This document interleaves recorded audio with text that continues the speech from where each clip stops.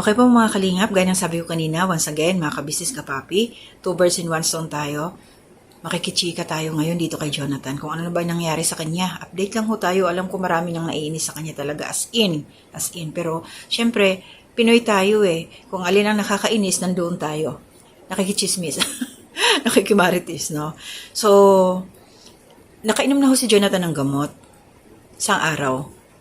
Sa dami ng pinuntahan nila paikot-ikot, nakarating nga doon kila Pinuno ka Business Health Center doon. Kaso nga, hindi rin naging maayos. Kahit may gamot na kaso, di ba, hindi nga ininom ni Jonathan.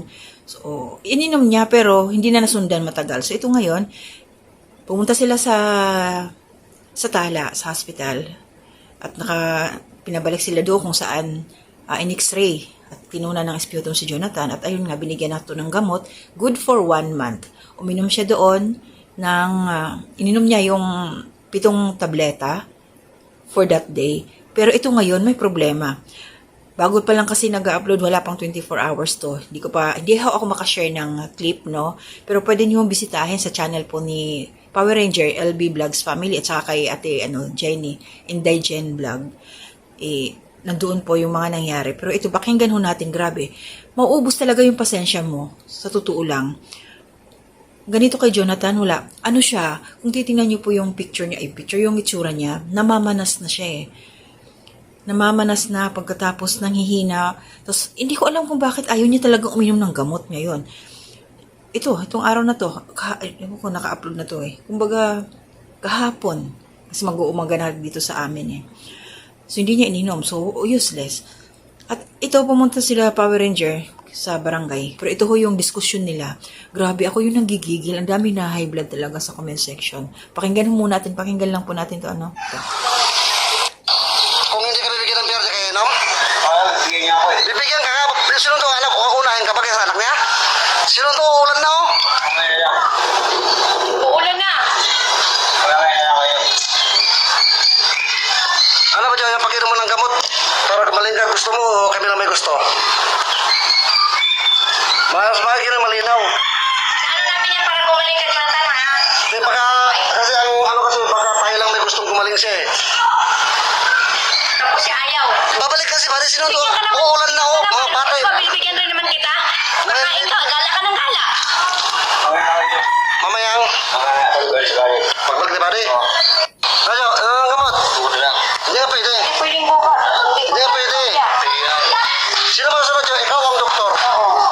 Pwede yan. Hindi ka pwede. Pwede Jonathan. Ay, ito na lang. Mga kapaps, ito. For the last time, kung talagang ayaw namin na Jonathan ng gamot ngayon, sorry po. Pero hanggang dito na lang talaga. Susuko na ako, din ako tutulong kay Jonathan kahit ano man ang mangyari. Sana, din nyo po kami masisi. Yan po, kay Ate Jen, kung magpapauto pa siya kung sakali. Uy, Jonathan, hindi kami nagpapauto, Jonathan, ha? Hindi mo kami mauto. Ang inaano lang namin, Jonathan, gusto namin gumaling ka. Ang sabi ng doktor doon, buwan araw-araw yan, walang palya. Minom ka, napapagod na rin kami. Parang dating kasi mga kapamsik, tayo lang may kagustuhan na gumaling siya eh. Parang napipilitan na lang siya. Hindi ganyan, alam mo, napapagod na. Parang utang na loob niya sa atin eh na iinom siya ng gamot niya para gumaling siya eh. Which is maling-mali po. Ngayon, kung talagang ayaw uminom ng gamot, hanggang dyan po, mga kapams, no? Tagal, inumin mo. Ganyan ginagawa. Wala nga, buwan. Hindi. Buwan lang yan. Ito na, hindi. Inumin mo to ngayon, araw-araw ang inom yan. Buwan lang ate. Hindi, ngayon. Buwan lang. Hindi. Hindi nga pwede, Jonathan. Ngayon ang inom yan, hindi. Buwan lang kaya. Hindi nga pwede, Jo. Buwan lang. Hindi nga pwede, ngayon, araw-araw yan. Bukas yan. Buwan lang. Hindi. Bukas pa naman bukas. Buwan lang. Hindi, Jonathan, ngayon lang. Buwan lang. Hindi pwede, Jonathan. Buwan lang.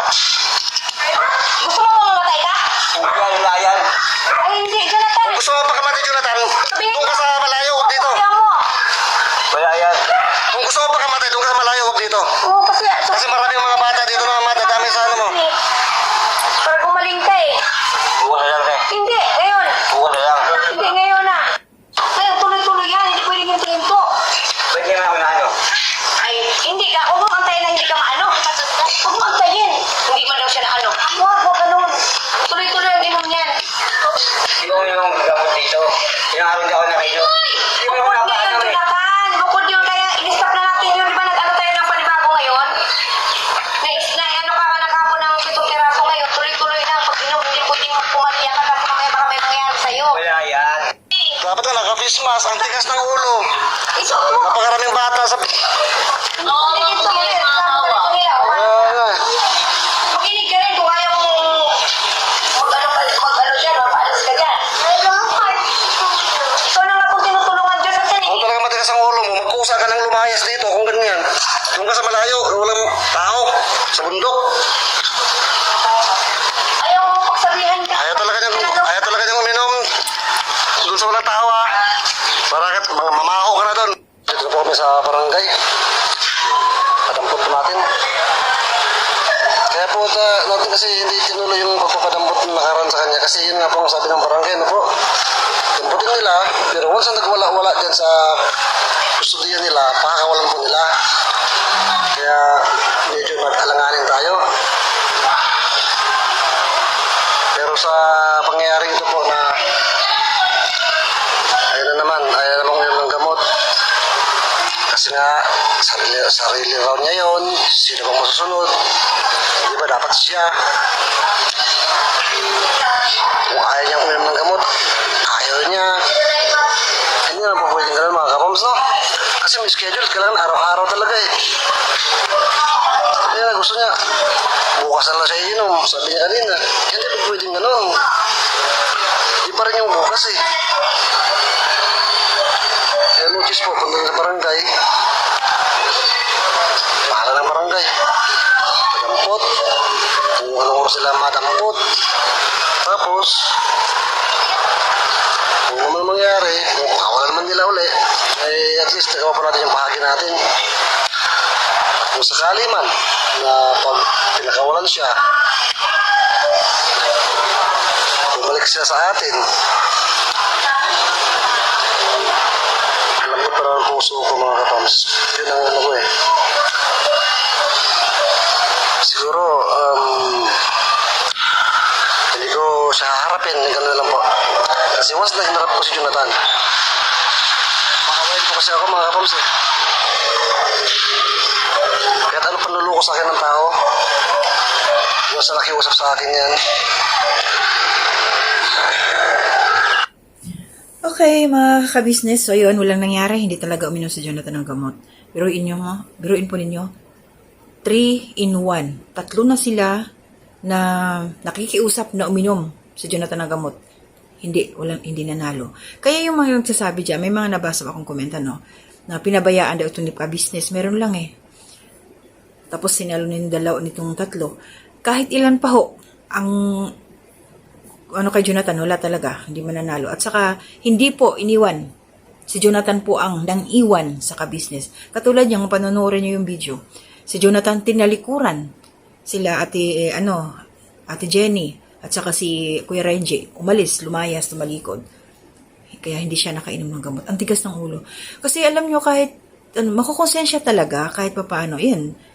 Nabanggit nga dito ni Kuya Renji na hindi niya kaya. Yung kanyang kalooban nga, malambot ang puso, siyempre naaawa, pero titiisin niya talaga. Mahirap kasi tao yan eh. Diba? Mahirap naman itsupi-tsupi, gabaan tayo dyan na kung halimbawa lalapit sa'yo, tapos i-ignore mo, kumbaga mamaltratuhin, kumbaga kung ano yung gagawin mo, siyempre, makukonsensya talaga tayo. Siyempre may karma yan, kahit paano. Kaya sinisikap din nila sana na matulungan ito si Jonathan, kaso wala. Matigas talaga. So, abangan nila ho natin kung anong mangyayari. Naaawa tayo na naiinis. Ayan na naman po tayo, no? So, sabi ko nga, nag-comment na rin ako eh. Sabi ko, ipadampot nyo na lang sa punerarya. Doon na lang siya magstay sa morgue. Kaysa ganyan. Ganun din naman, hindi lang naman ako nag-comment ng ganun. Napaka-brutal, pasensya na talaga. Kasi ganun eh. Doon na lang siya, sa pintuan ng punerarya. Talaga. Hanggang sa hindi na siya makakilos. Para mas wala nang kahirap-hirap, isalpak na lang siya doon sa kabaong. Yun ang babantayan talaga kasi delikado na siya eh. Tinitingnan din naman nila thinking body na ano talaga yung itsura ni Jonathan, hindi na maganda yung kanyang aura. Hindi natin alam kung tumagal pa yan ng buwan. Simula nung nung namatay yung nanay niya, kung minom kagad ng gamot yan, isang buwan na eh, dapat sana magaling na yan eh. Okay na sana siya eh. Dapat tuloy-tuloy na ngayon, nakabawi na siya ng lakas. Pero ang nangyayari, unti-unti siyang nauupos, parang kandila, unti-unti. Nanghihina eh, hirap nga huminga eh. Yung mata niya nanlilisik na, yung parang matalas na yung tingin niya. Kung obserbahan niyo po. Tsaka yung tsura talaga niya na naninilaw. Yung, may time na nga na yung kamay niya, inaibabagsakan niya yung walang lakas na ba. Parang hapong-hapo na siya. So, good luck sa'yo, Jonathan. Ayan, naghugas kamay na sila, Kuya Renji. Sila Ate Jenny. Suko na din. Wala na, wag natin silang sisihin kung ano mangyayari kay Jonathan dahil maliwanag naman na ginawa na nila lahat-lahat. Gusto lang niya yung pera.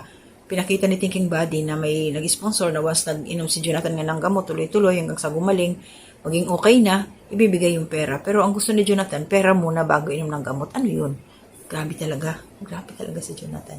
So, yun lang po yung sa akin. Mga kabisis, maraming salamat. Basta shoutout po sa inyo. Hindi ko na po ulitin muna dahil naka-shoutout na po ako kanina. So, hanggang dito na muna. To God be the glory.